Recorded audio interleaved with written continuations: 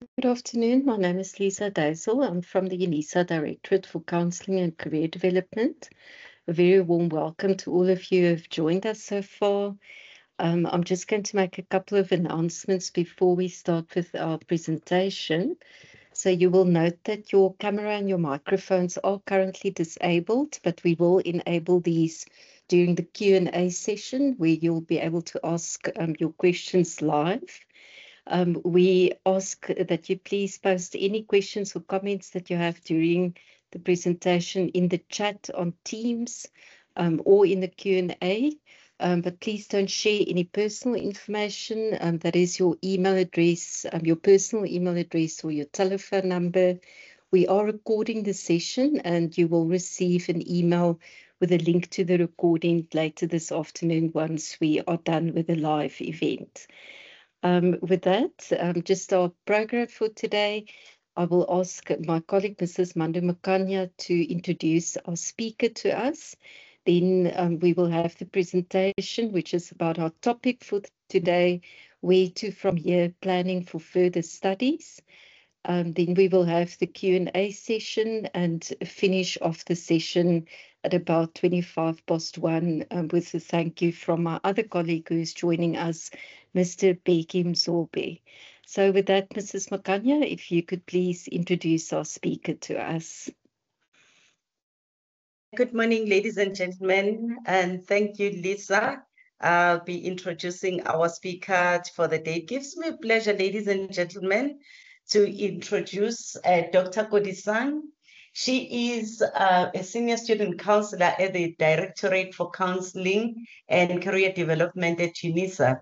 She has completed a Bachelor's of Art degree, honors in psychology and criminology, Masters in Clinical Psychology, and a Doctor of Philosophy in Psychology at UNISA. In a current role as a senior student counselor, she supports students through therapy and counseling. Dr. Kodisang is passionate about her commitment to supporting individuals to develop and to grow. And this is a determination that she extends even to reaching out at community level to help people.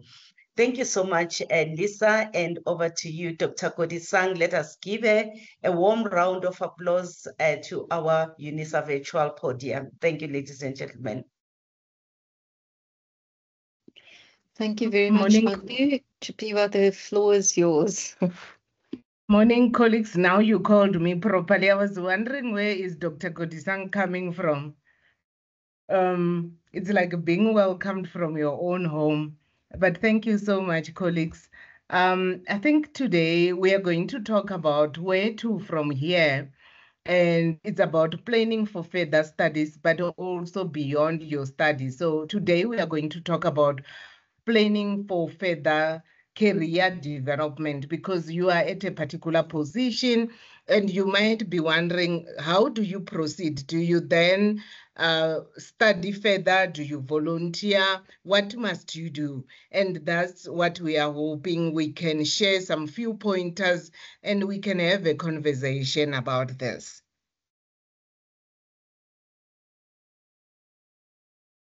As I said, we're going to focus on understanding the options you have with regard to your studies and career development, and also to identify personal motivations and to plan your next steps. I always talk to people about career development that one of the mistakes that we do, we always start our career development from the outside. And that means it's information such as I want to be a clinical psychologist or whatever you are thinking about. But it also needs to start from within to say, what type of contribution do I want to make? So what we are talking about, yes, there is information out there, but one of the key aspects is about, as a person, what type of contribution do you want to make? Because that is very important to hold you as you navigate through your journey. So that's one thing that we would also talk about, that you need to understand as we are starting this presentation. Think about the contribution you want to make as a person, because that also determines how do you proceed. It must not start only with the information out there to say, oh, you can do volunteering and all that. How does that relate to the contribution you want to make? So even when you want to study, also think, how does that also link to the contribution you want to make? Thank you, Lisa. Please answer in the chat. And that is like an introduction of what I was saying. Why are you considering further studies or career advancement at this stage? What is the one reason that is motivating you to study further or to advance in your career? Because we must understand advancing your career does not necessarily mean studying. It could mean different things depending on the contribution you want to make or depending on where you want to go. We can have 2 minutes, 5 minutes just to contribute towards this question in the chat.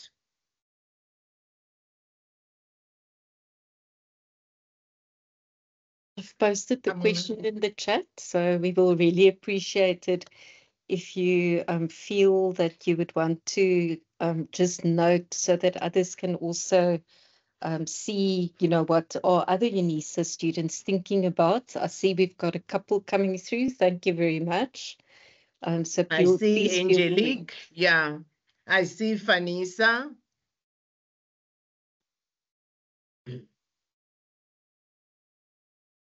I see Precious.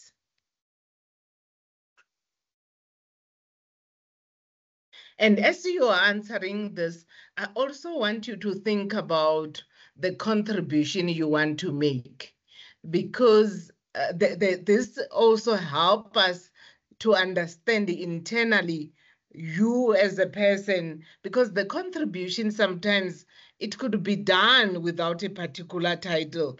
If I say I want to make a difference, I'm copying somebody who's and then it's gone. I want to make a difference in the field of education. I want to help people to be able to learn and to be able to read. And that means I could do that even if I'm not a teacher, because I could go to a community, maybe take older people or young people to help them to read. So that is also something that we need to remember, because a lot of people stuck on the idea that they need to be a psychologist in order to help people, or they need to be a lawyer in order to help people with legal issues. Maybe you don't need to be a lawyer. You can be a lay person who also contribute on the field of legal, maybe even just by reading the Constitution to people at the church, people will understand their rights. Okay. As we continue, thank you for all the contribution. I can see people are reflecting. Let's proceed. Let's now talk about finding your way, your why. I'm now thinking about this career development and I'm very far ahead in my head. So it's very important to find your why. Your why could be related to career advancement. I saw some of the comments, expertise in a field, career change, personal growth and fulfillment. So remember, you are in a journey that it needs to be very personal.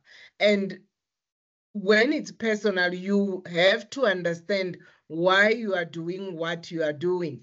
I need to think, why am I presenting today? I could be presenting just to entertain my colleagues, or I'm presenting because I'm passionate about contributing to students' career, or I'm also presenting today because I want to share my journey. That is the why, and it could be very different to my other colleagues who are here. So clarifying your motivation helps you to stay focused on your goals despite challenges. Colleagues, we must forget about the idea that when we are thinking one day I'm going to be a psychologist, it's very linear. It also involves dealing with challenges, also understanding how will I maneuver through these challenges. And one of the things that will keep you focused and motivated, it's when you understand why you are doing what you are doing.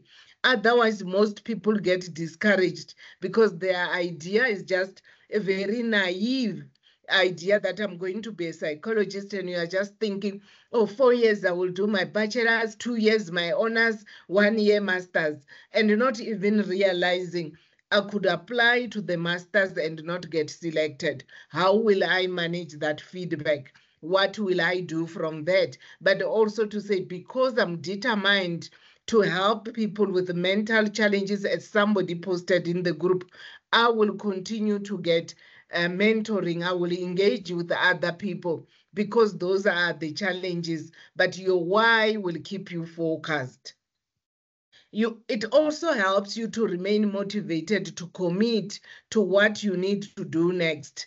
I mean, studying for a bachelor's degree and it's 4 years and it's 5 years, afterwards you might feel very old and you are thinking, oh, I must do the honors again. Oh, I must do the master's again. But if you understand your why and where you are going, you don't look at the age, you don't look at the number of years you have been studying, you look at your why. Your why keeps you going.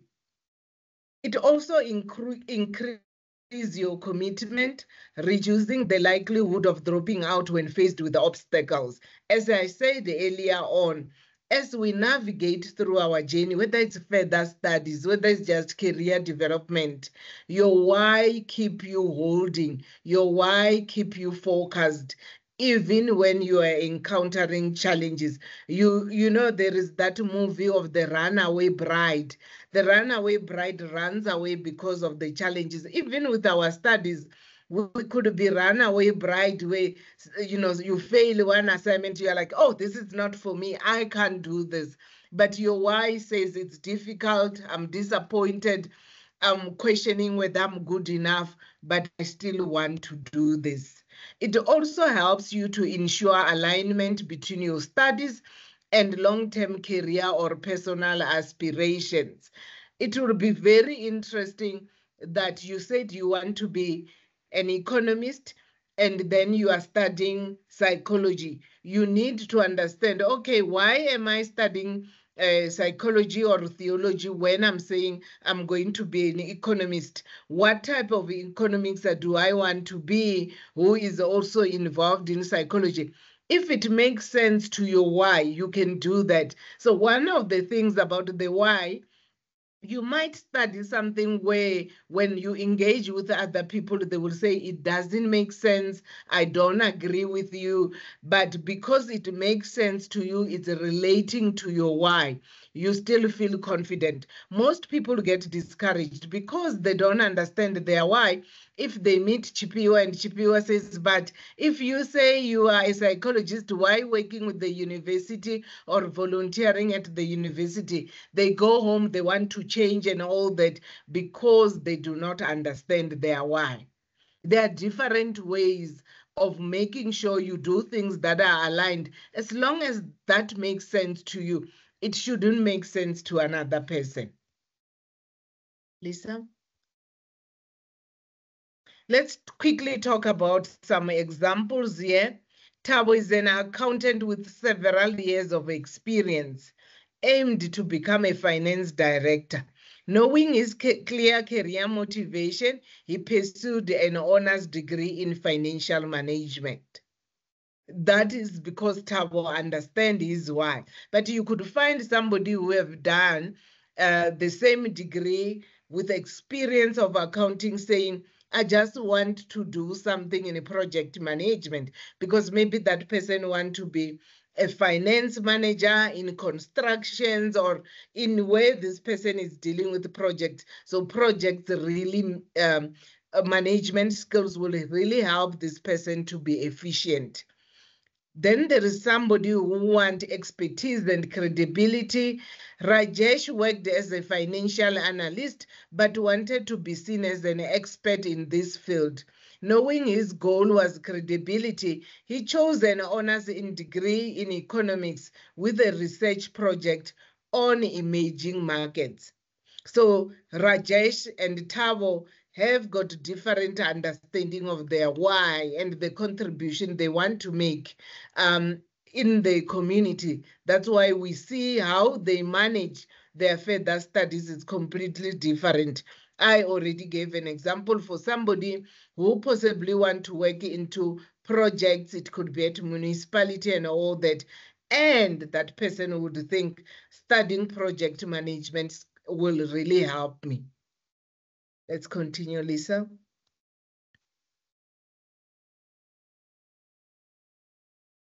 Then there is something about career change. You see, Zintle previously worked as a teacher. Now she's thinking she wants to be in HR.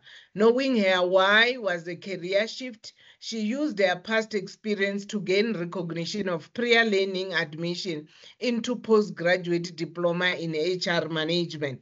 This is also very important because career change or careers in the 21st century must not be looked at like in the past where you go to school, you study teaching, it means you must teach the kids and retire. You can be able to change your career. It's how you manage that when you understand where you want to go. Then we also have an example of personal growth and fulfillment.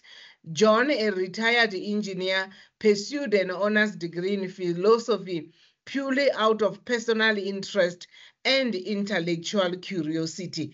When we are talking about John, I know quite a lot of people who, when they retire, they start studying something. I have people who are studying teaching, and they said, no, I want to contribute to the field of education. I'm very passionate about kids, and I want to do it for myself so that it's meaningful.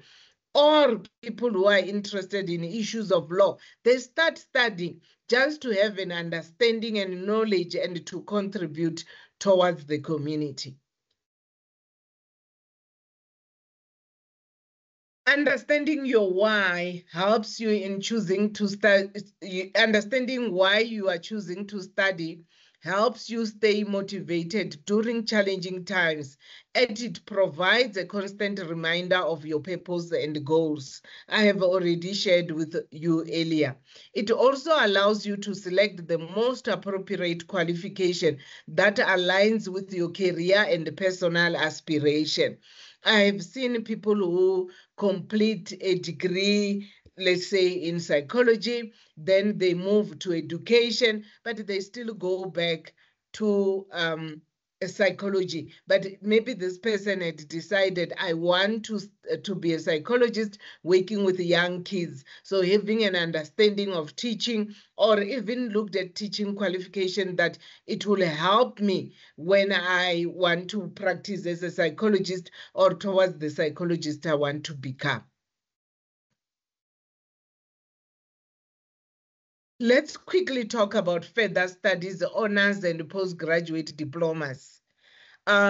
This is quite academics and related to the rules, but it's important that to understand that an honors degree is on NQF level 8.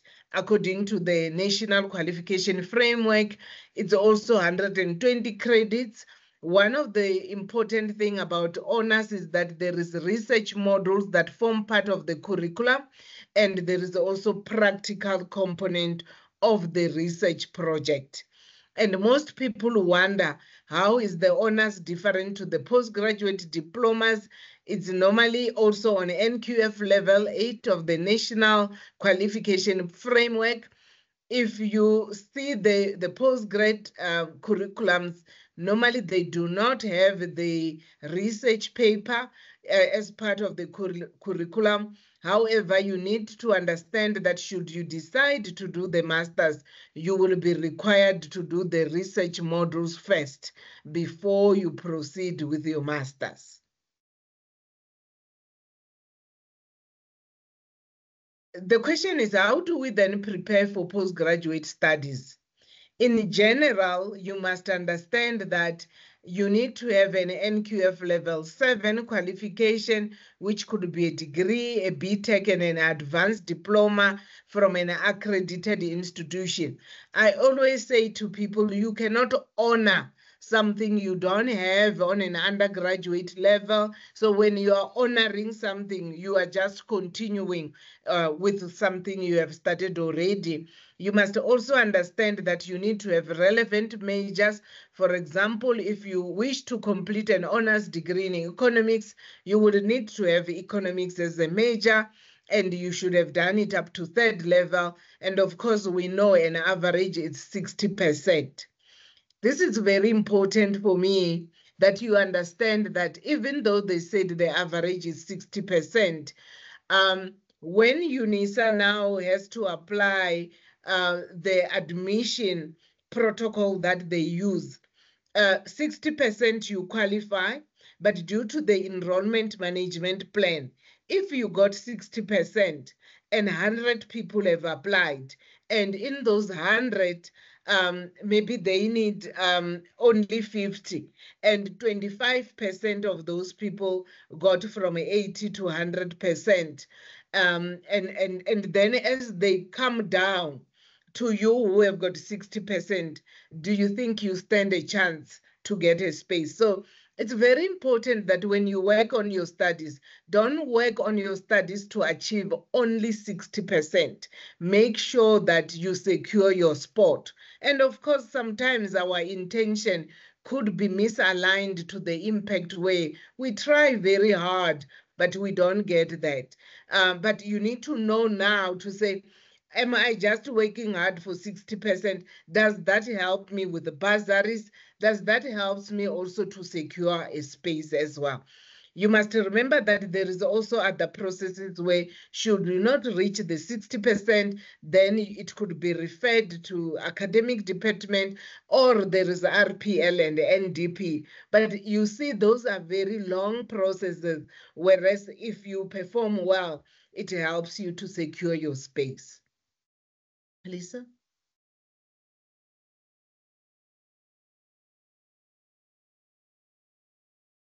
So does that mean that when one completes a bachelor's degree, the next step is just to do an honors or a postgraduate? No.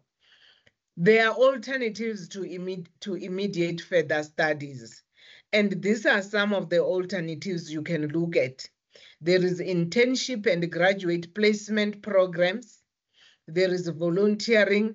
There is professional short courses. We will quickly work through each one of them so that you understand what do we mean. So let's first talk about internship and graduate placement programs. So graduate placement programs provide practical industry experience. So I think I saw yesterday, there was a SETA for transport and logistic. They had some learnership and training. So that helps people who are studying or who have studied logistic to learn some practical experiences in the field. Some of these learnership are also integrated into academic. They took you to a SETA. You also have to learn and you get some certification, which is very relevant to the industry and the profession in general. It also helps you to explore different career paths. I remember when somebody went for an internship or learnership for HR, that person understood that, oh, in HR, there is organizational development, there is a recruiting, there is internal relation. They were placed at different career fields in the field of HR. And then they realized, oh, I'm more passionate into recruitment. Somebody has said, can I ask a question through chat? You can ask a question through chat or through the message. We will respond to that. My colleagues will respond. It also helps you with enhancing your employability through real world skills. You get a sense to say, okay, the idea I had about HR was that you just go there, you interview people. No, I realized there is more in HR. You can work at HR where your role is to vet people to say, okay, are their qualifications legitimate? You know, do they have criminal record? Maybe that also changes your whole idea of HR. And you also get to understand the career is broader, and you can also explore the other interest that you never thought you had as well. Then there is volunteering. Volunteering offers the opportunity to develop valuable, transferable skills, let's say communication, leadership, and teamwork. Note that also when you are involved in learnership or internship, you could also still learn some of the skills. It's just that also sometimes you must remember learnership and internship, you are remunerated, but it's a stipend. So you learn more than the money you get, because that's one thing people get discouraged. Oh, I've got a degree, but I'm going to get only 4,000. Remember, the purpose of this is not to be employed, but you are not being employed. You are just being trained. This is part of further training and further studies. It's just that they give you money to buy soap and for transport. Yes, we can even argue sometimes it's not enough, but you must understand that one of the benefits is that you learn industry-related skills and you get an opportunity to get involved into an environment which relates to what you are studying. The same with volunteering. You are just giving skills, you learn something. At times with the volunteering, you won't get a stipend. There are some of organizations that after some time, they still reward their volunteers. And in volunteering, it builds community connection and meaningful relationship, but also demonstrate commitment and social responsibility to employers.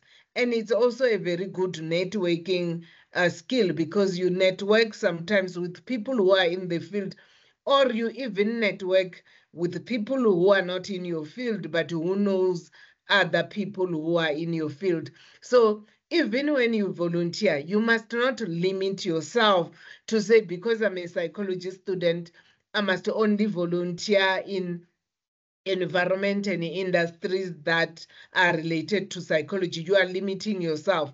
You can also volunteer in organizations that are not related to what you are studying. That really helps you with career development. And that is very important to understand your why. You can volunteer at a school even when you are studying law. You learn something from that. You learn teamwork, you learn patience, you learn from engaging with other people. So sometimes when you are thinking about developing yourself, it's very important to think outside of the box.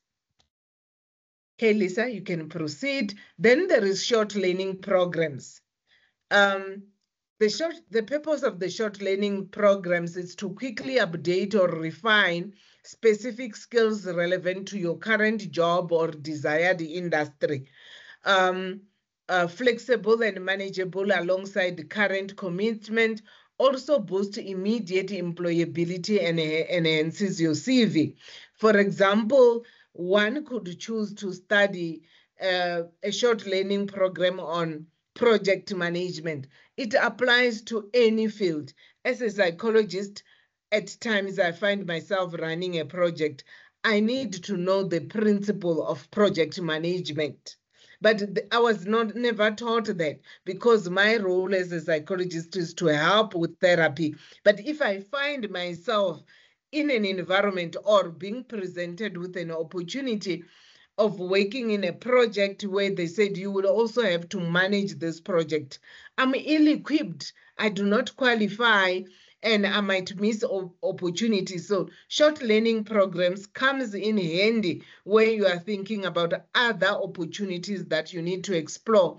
And therefore, you need to advance your knowledge, not by studying a degree, but by just studying a short learning program. I mean, in my times, born before computers and all these gadgets, we would consider studying or going to register for a short course in PowerPoint or Microsoft and all that, to just help you to know how to type, to save documents and all that. But nowadays, because people from lower primary, they are exposed, then they don't need to study something like that.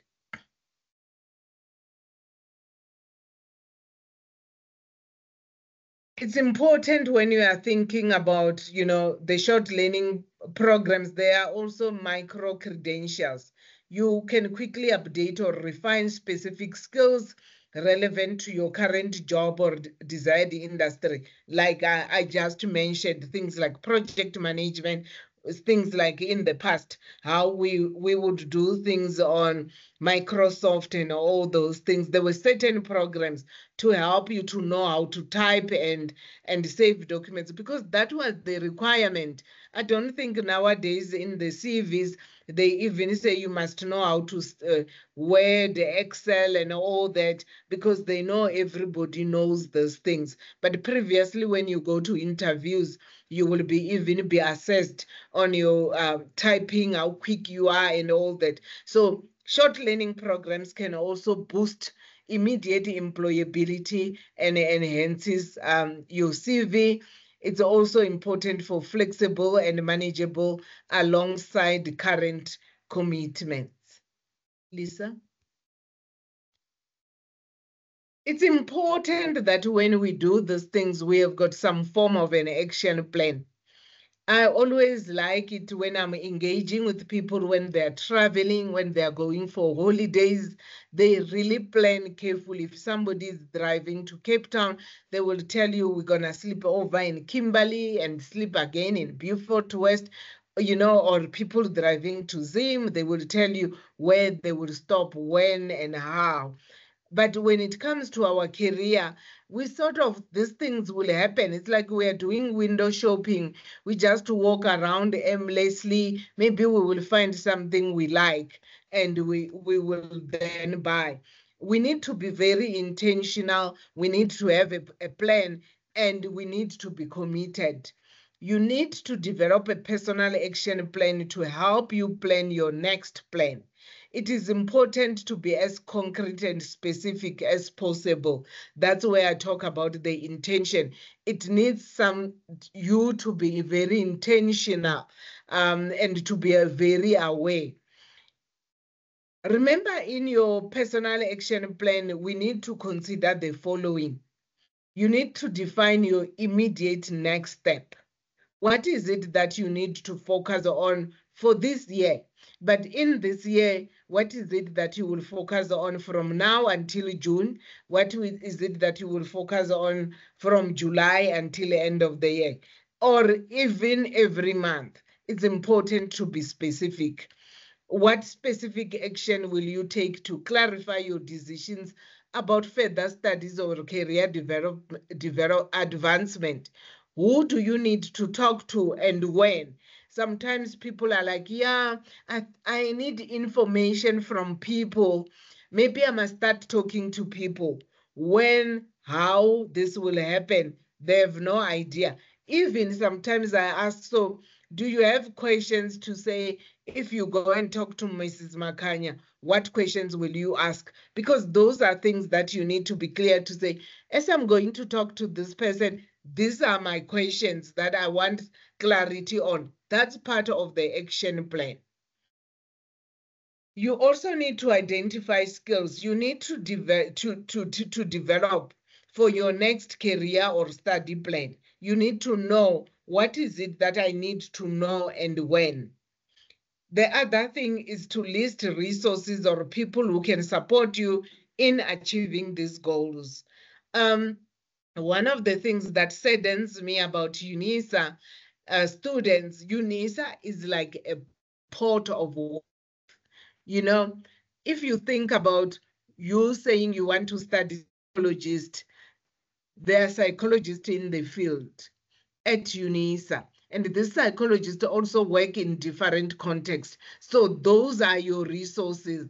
You need to think, okay, do I want to talk to a psychologist in the academic? Can I know how did they get into academic? What else have they done?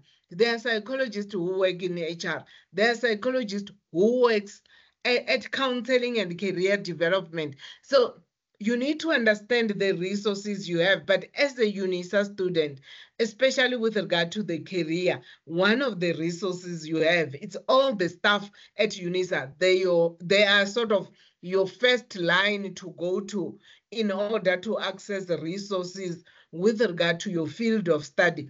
Whether it's economics, there are UNISA lecturers who even sit at different boards. They are involved even in different industries, in different sectors. So just making a step to go and talk to the lecturer to say, hey, I just want to talk to you about my career. I don't want to talk to you as a career counselor, but as an expert in the field, can we make an appointment? Sending an email, that really helps you. But think first, what resources I have. Sometimes I get students who says, yo, I'm struggling a lot because I have nobody to talk to. And I'm like, you have nobody really studying at UNISA? You have got so much. There is a wealth of information, wealth of expertise, diversity. And if you can tap into that, it could really help you to achieve your goals. But in doing all this, you also need to set realistic deadlines for each identified action. I know it very well that even talking to the lecturer, it's not something that you can just say, no, by end of next week, I should have spoken to the lecturer or any other person, or Ms. Makanya, or Lisa, or Mr. Mzawe, or Chipiwa, because we also have other commitments. But can you then plan and say, by end of April, I should have spoken to Ms. Makanya about this, and you start working towards that? Lisa?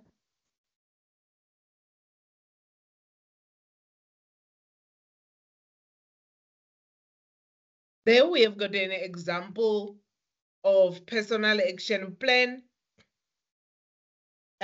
Clearly define your immediate next step. My immediate next step is to decide between pursuing an honors degree or a postgraduate diploma in human resource. Specific actions to clarify your decision. Research course outlines for both qualification. Speak to a professional currently working in the field of HR about their qualification and career path.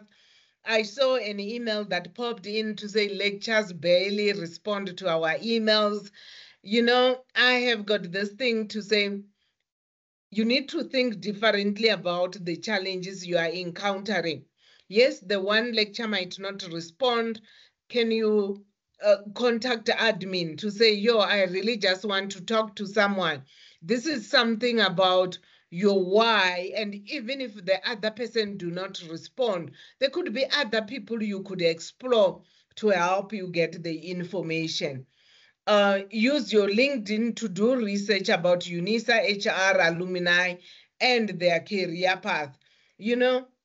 LinkedIn is one of the professional network that you can really start being friends with, because you get to understand other people who have studied the same qualification, who are in different fields, or who are in the field with different qualification, and engaging with them helps you to broaden your action plan or your understanding of your career. But it also helps you to then say, oh, this person have got an interesting CV. Can I talk to them and understand how did they ended there? There is a story that I can never forget. When I was still very young working at UNISA, and this gentleman comes in and say, I'm here to register for strategic business 1A and 1B. And I'm like, why? This says, no, I met somebody on LinkedIn because I've got this diploma. This person told me if I do this, I can get to this, and this is where I wanted to go. And it was a complete stranger where they met online and they started talking. And this person said, this is how I navigated my career. So engaging with other people in the field helps you to get more information and resources. It's important also to think about the next study step here. This person thought of writing skills, and they will do short courses online or a workshop. And also they want to strengthen time management skills to balance study and my other responsibilities effectively. So it doesn't matter whether this person will be volunteering or will be working or will be in the learnership. They will be very aware of how they manage their time and how they want to develop their writing skills. When it comes to resources, we can see this person is looking at UNISA website for curriculum information, online learning platforms, e.g. Coursera or UNISA MOOC platform for research and writing skills. We can look at this workshop. It's also a resource. A mentor currently working in HR field or alumni or a professional organization. So it's very clear what this person wants.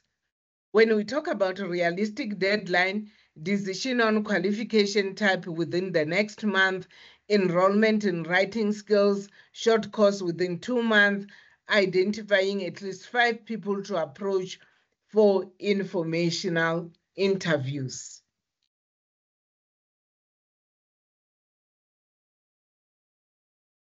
It seems that's the end of my presentation. And of course, that's the beginning of our engagement, where we need to start engaging online. We've got plenty of time where we can talk and we can have discussion and we can share information with each other. I see somebody say, yeah, Lisa? No, I'm sorry to interrupt. I've been noting the questions on the chat, so we will take a look at how we can address those. But I was thinking about, some of the information or how we respond to the questions may be more generic. But of course, anyone is welcome to reach out to us, and we will share the contact details again at the end of the session for individualized discussions about their planning and their career development. I'm also just going to open the microphones. So if you would want to also ask your question live, you can just click on the excuse me, raise button in Teams so that we can see who would want to ask their questions live. So let me also just open the microphones. Let's take a look at the questions first on the chat. I saw something that popped in now as you are checking. Lisa will be answering that, where somebody says, are there any volunteering at UNISA?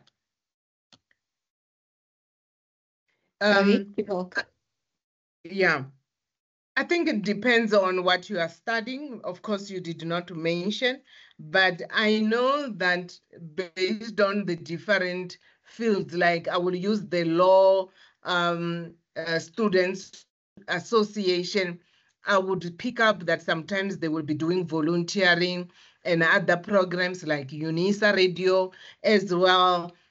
For students studying communications or related studies, they used to be volunteering.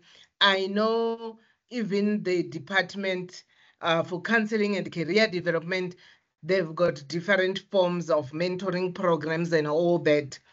Of course, the volunteering, because they need to be managed, there is a limited number of students. They select students even within and outside UNISA.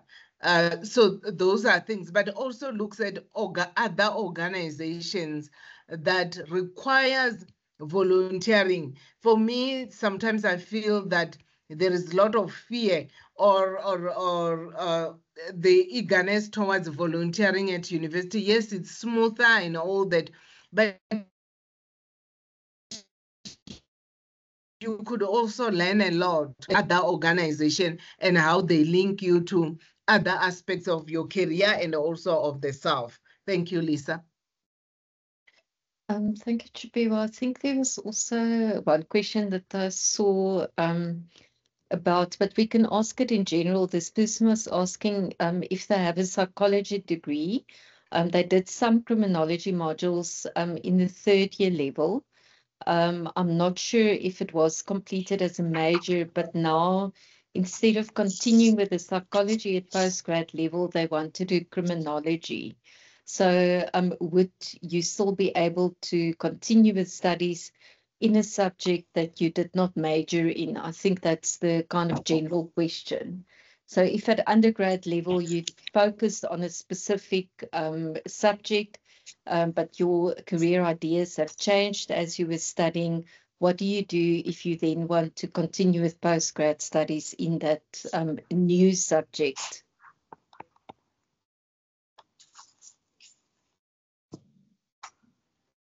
Chipiwa?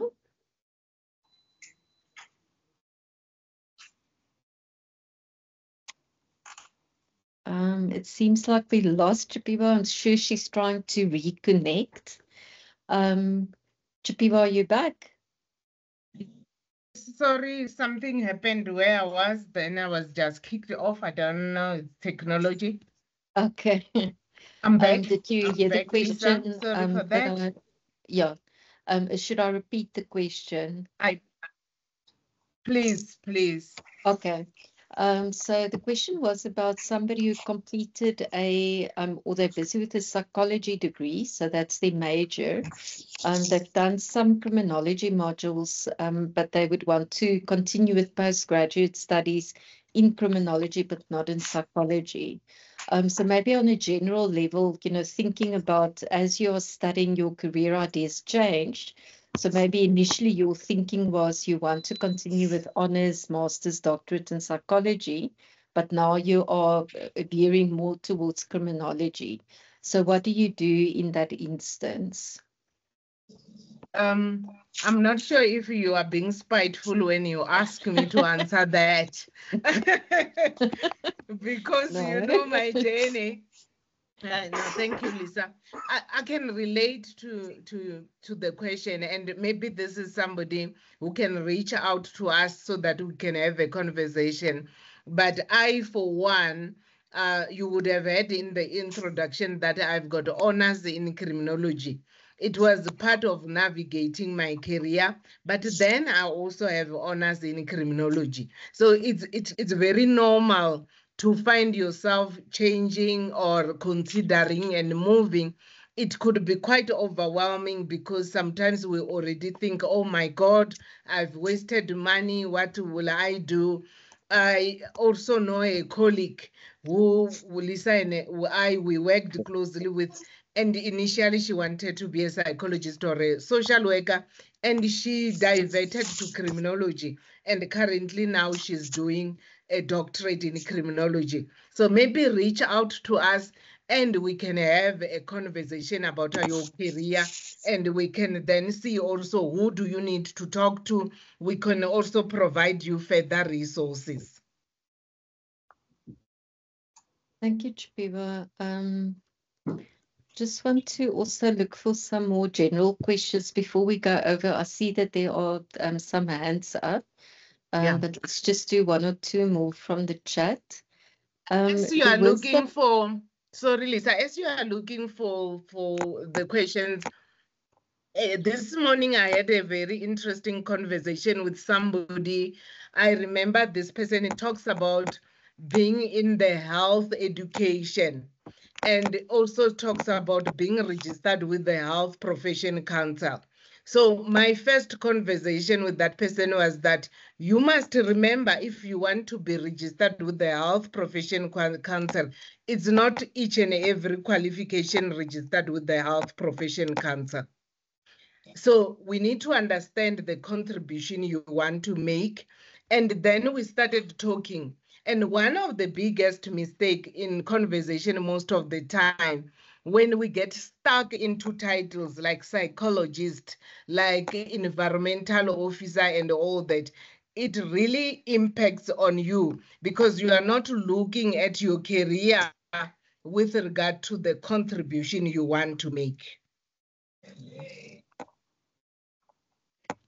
Thank you, Chipiwa. There was a specific question here, or not just one, there were a couple of questions.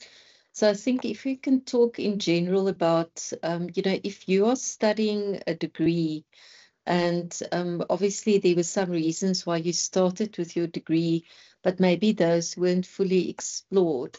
What are some of the ways that you would recommend that one could go about then exploring those different opportunities? You spoke about the importance of thinking about your contribution, but also just, how do you find out what opportunities are available? How do you expand your knowledge about your field of study or your career field that you chose?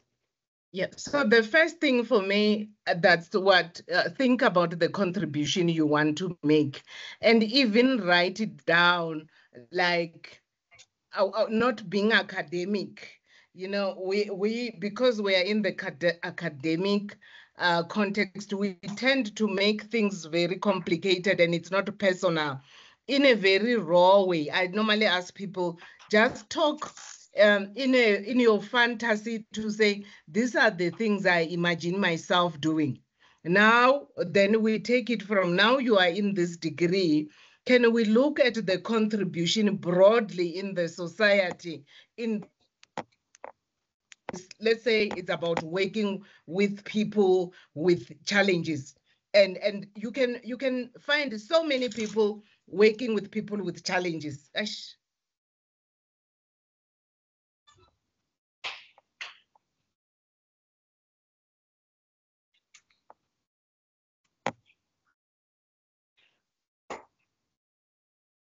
Chipiwa? I'm back. Oh, okay.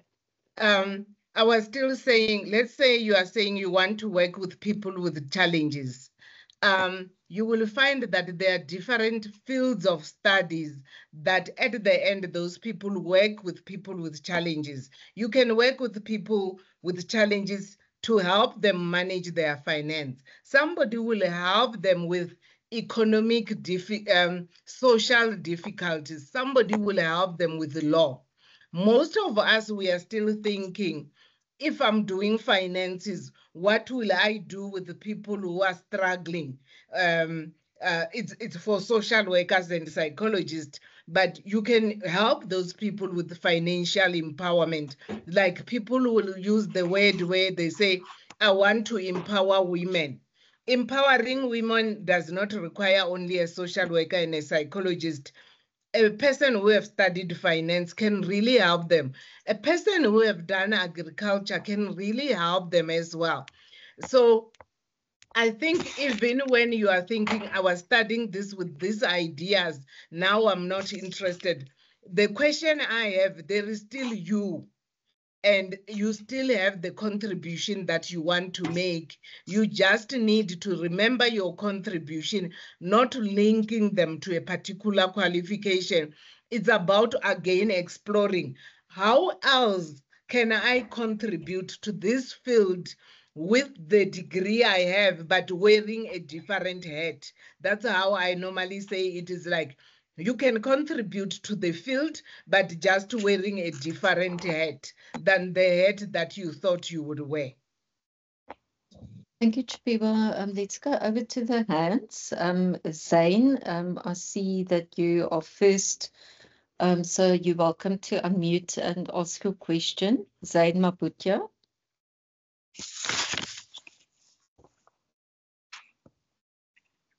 Zane.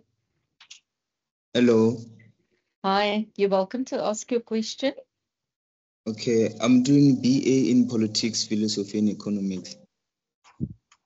So I wanted to ask, are there any internships that UNISA offers for this course?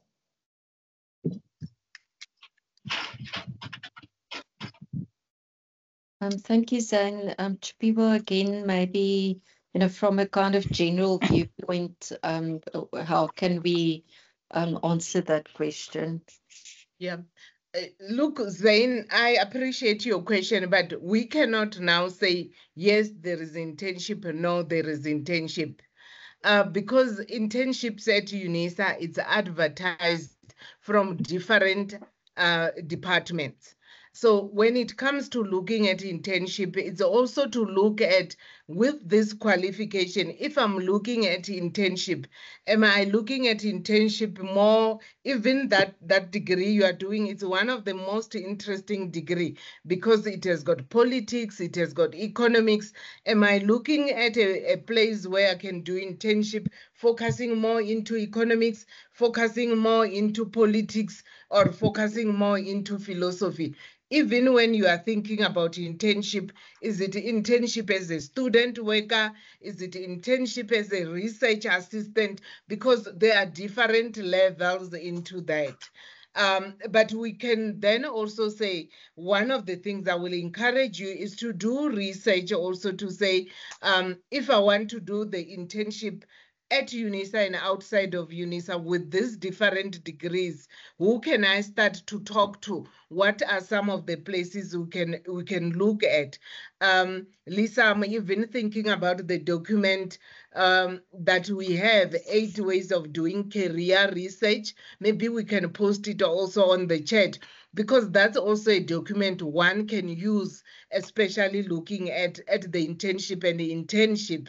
But also, Zain, while we are still here, there was somebody who was doing a degree, I think it's international politics or with diplomacy or something. And we had a conversation, and this person was saying to me, I'm really stuck. I don't know what to do. I've been looking at things online.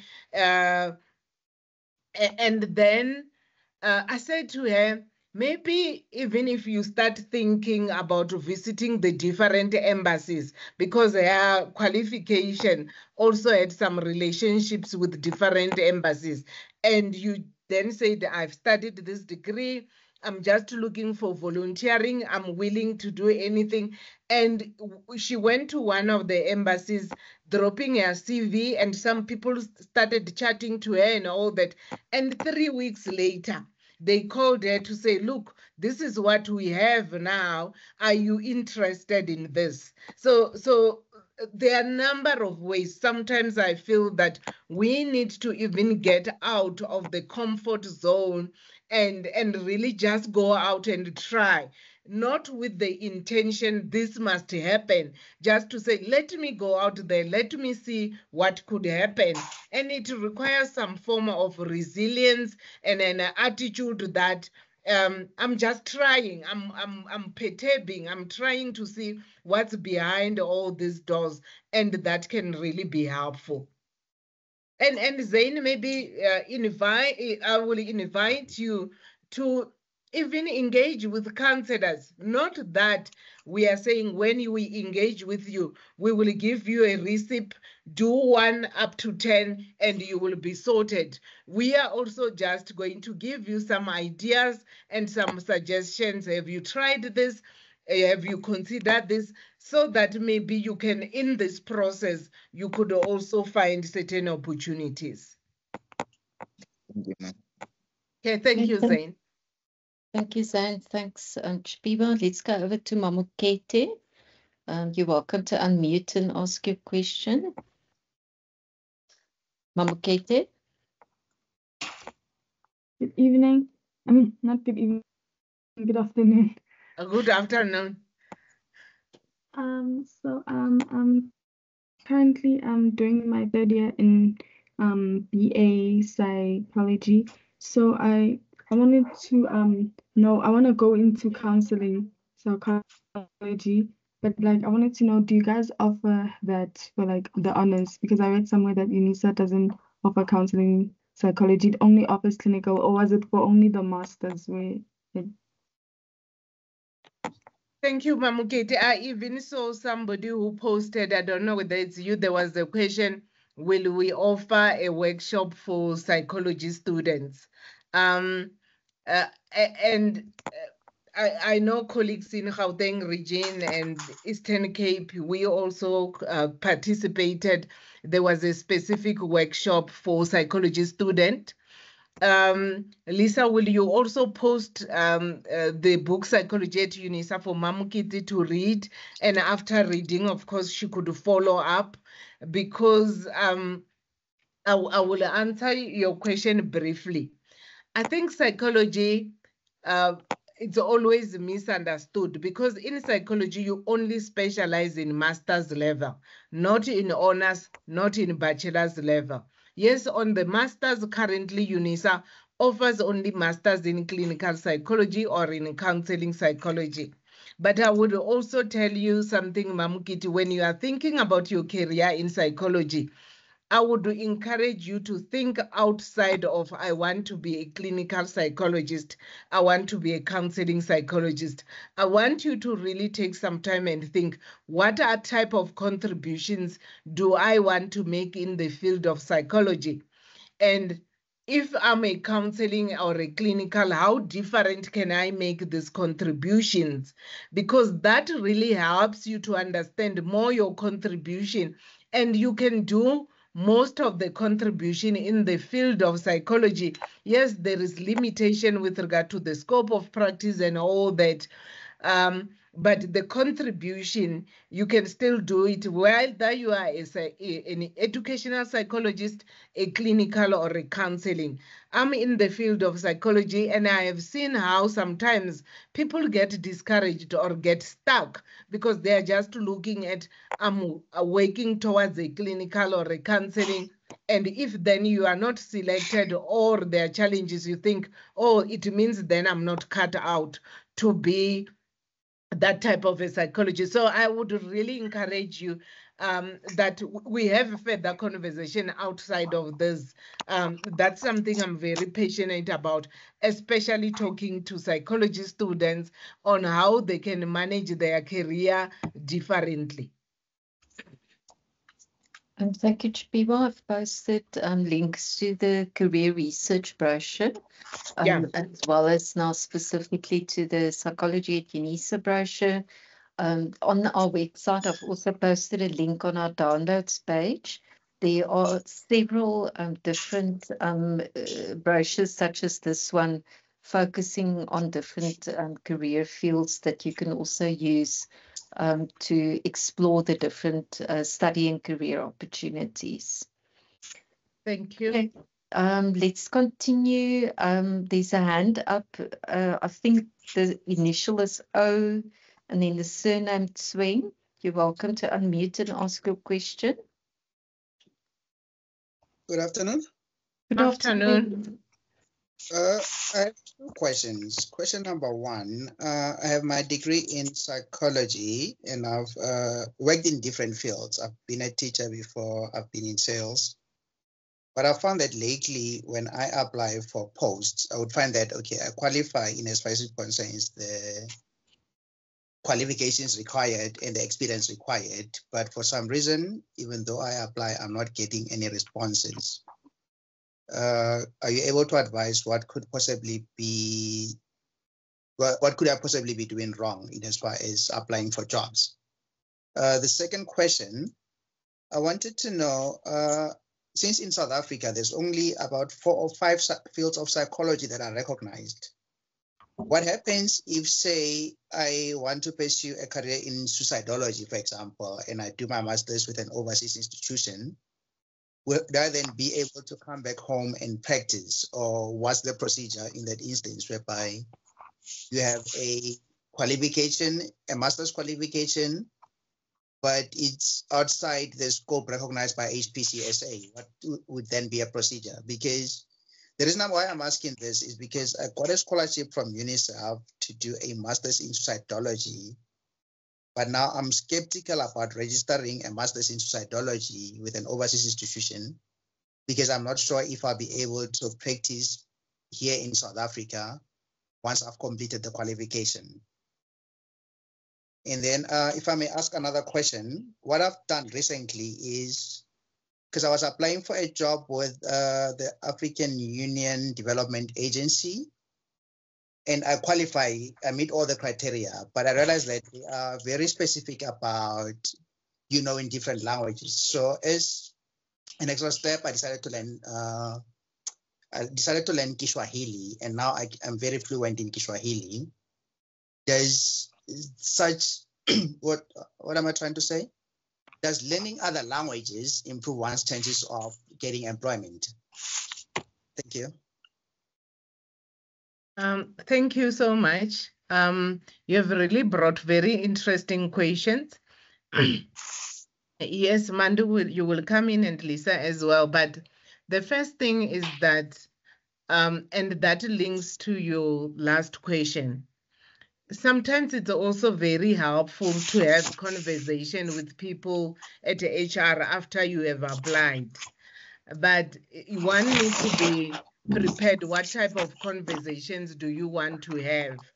I have had instances where people apply and they qualify, but as this position was advertised, there were also internal people who were applying for the same qualification, where maybe this company just have a principle that we do open advertisement, but they also have people internally who would meet the requirements and they could be promoted into higher position.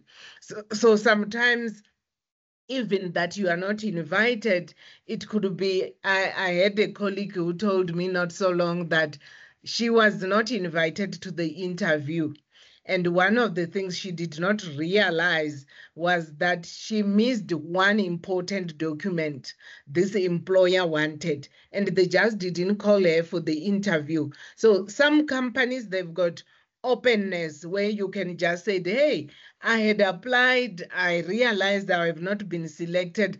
I just want to get some feedback if the company policy allows, because that can really help you to say, no, I did meet the requirements, but maybe they also preferred other candidates. Like some adverts, they will say social sciences, and that means sociology, psychology, and social work. But when they looked at the scope of work, maybe then they said, we're gonna only invite social worker candidates. Sometimes they don't feel, sometimes it's how you are preparing. So I would encourage you to then engage with the HR people, because they could give you the feedback, of course, considering the protocol. You will see that nowadays, languages is very important. At some stage, I was involved, I'm just using this as an example, I was involved in some neuro assessment and all that, where at times they need interpreters and all that. But having psychologists who were fluent in most African languages, they were better placed and they were more at a better opportunity to be recruited, because those psychologists could easily administer the test required in the language of the clients. So learning other languages and being fluent could also help you. I can hear also you seem to be looking at career opportunities also broadly. So learning languages beyond Setswana, Sevenda, and Zulu, especially in a diverse society where we find ourselves. Then the last question, of course, I'm telling you about my experience, and this you will see also in the news. Every year, it's very common from doctors. I think that program, they are even saying they will stop it. When doctors go to Cuba, and they will be sent by the South African government, when they come back, they must still do the learnership and the internship, and they must also write exams. Even international students, people who come from other countries, whether they are specialists, whether they are doctors, there is a requirement from the Health Profession Council. The specialization you are talking about for suicidality, in South Africa, it's not even there. But I know, for example, somebody who went overseas, did forensic psychology, came back, she could not be registered. So what she did, because she had that other master's, it helped her to advance, and she was still admitted to do a master's in clinical psychology, and she's a psychologist, and most of us, we regard her as an expert in the field of forensic because she even have this master's in forensic psychology. But for the registration with the Health Profession Council, you need to understand now we don't even have suicidality as a specialization. So it would mean that if you are coming back, you must be registered under psychology and all that. And then they might say the curriculum is not the same and all that. The other thing, though, and as you were asking this question, I was thinking I normally attend a lot of professional seminars where people are saying, yeah, there are a lot of people that are counselors, they are not registered and all that. But these people have got skills.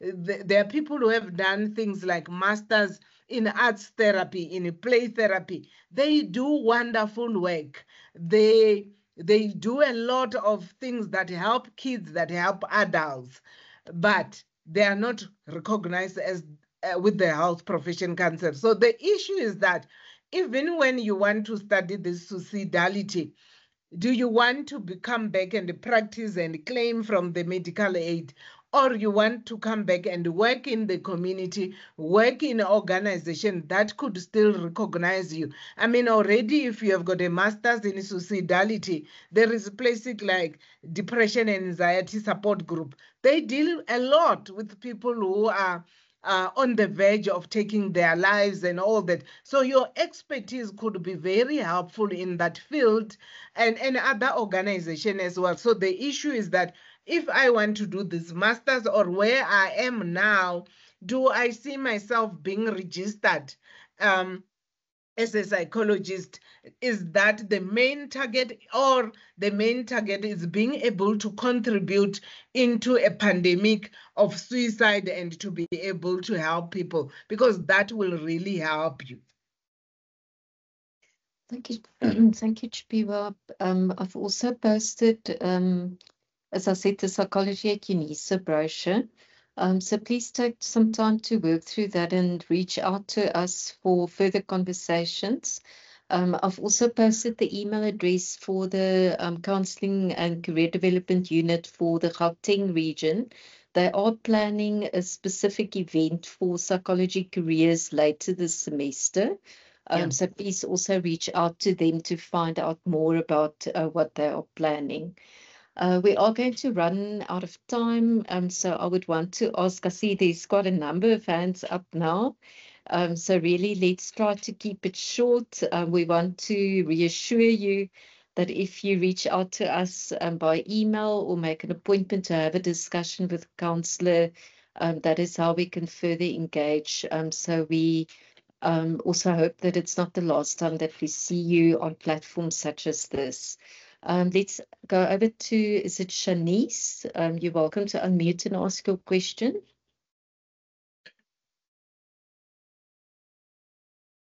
Hello, can you hear me? We Yes. can hear you very well. Okay, good day. I hope everyone is doing well.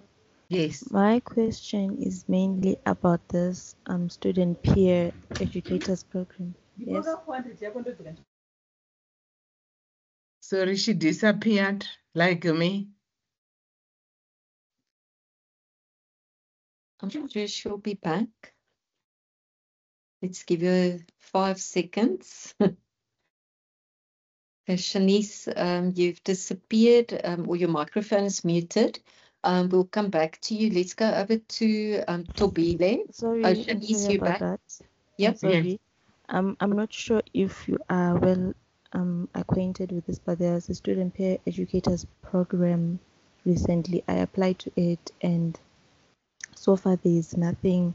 I emailed some lecturers, I emailed some people, and so far there is literally nothing. There is no response, there is nothing, and I'd really would like to be part of this program. It said it was a volunteer thing that happened, which was supposed to happen this following days, but so far there's no emails about anything. And I would just like to know if you've heard about it and if there's people I could speak to. Is it the one offered by the student development or the one offered by the directorate? I am not sure, but I think by the directorate, if I'm not mistaken. Okay. Lisa, will you be able to answer that? I think the best, Shanice, for you would be to send us an email. I've posted our contact details in the chat, so it's counselling@unisa.ac.za. Maybe just give us a bit of background, which program, because as Chipiwa now mentioned, there's the peer education program, which is run by a different section in the university than our program at Counseling and Career Development, which is called the Student Mentoring Program. So let's just get an understanding of what it is that you applied for, who you've been contacting for assistance, and then we could find out what would be the best way to assist you to find out what happened to the applications. Thank you. Okay, so should I send it through yeah, the email? counseling, Okay. yeah, counseling@unisa.ac.za. Okay, thank you so much. Thank you, Shanice. Let's go over to Tobile. You're welcome to unmute and ask your question. Hi everyone, I hope you are doing well. I am a third year social work student and I'm registered with the council as a student social work. The thing is that I've noticed that social work is not my field. My first question is that since I am majoring with psychology, most of my modules that I'm doing are for psychology. Can I be a psychologist at a later stage after completing my social work degree? And my other question is that since I have registered as a student social work, is there any internship or something that I can be doing at the moment that can make me to earn money at the present time? Thank you so much, Tobile. The first question, yes, remember on completion of your degree, because you would have majored in psychology, you could further your studies to become a psychologist. It actually helps you even to study while you are even working as a social worker. Since you mentioned that you are a student who is on your third year, also registered as a social work, I think when you are on a third year, you are a student for social work. Think about organizations where auxiliary social workers and social worker work based on your skills now.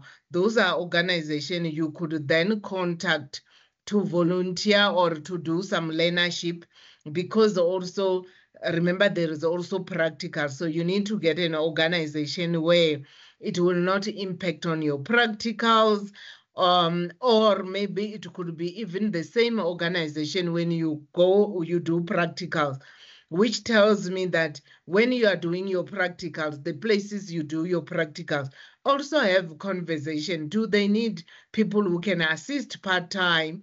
And also beyond things that are related to social work, if you then have a need to earn more, you could also think what else I can be able to do just to earn money that is not related to my work.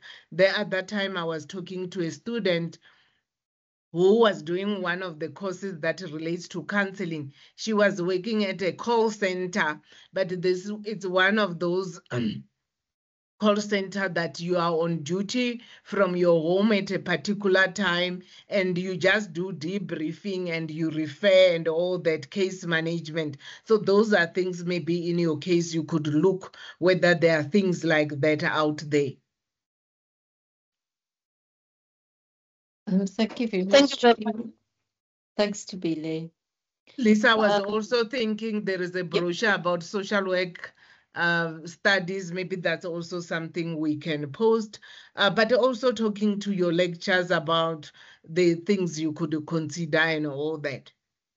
I will do that. Thank you.